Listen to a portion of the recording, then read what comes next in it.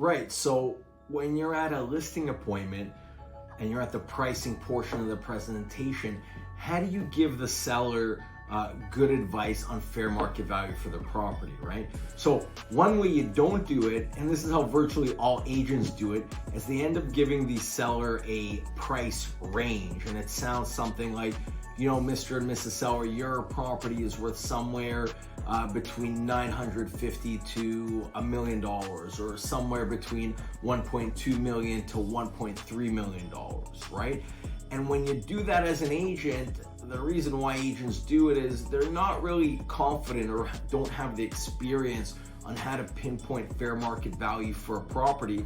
And it really ends up sounding unprofessional to the seller because they're not really answering the question of, you know, what is fair market value for my property, right? Because fair market value is never a range. It is always a singular number, right?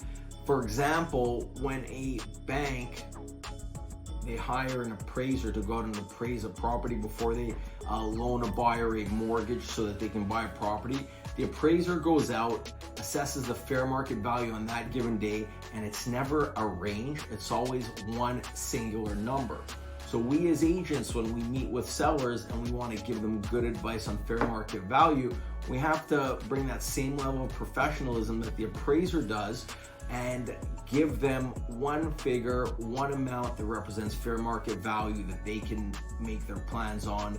And the conversation usually goes like this, you know, Mr. and Mrs. Seller, with all my extensive experience and after analyzing all the information, fair market value for your property is somewhere in the neighborhood of $950,000, or fair market value is somewhere in the neighborhood of $1.5 million, right? And when you do that and you give them a singular number that they can make their plans on, that's how you give your potential seller clients or seller clients good advice on fair market value.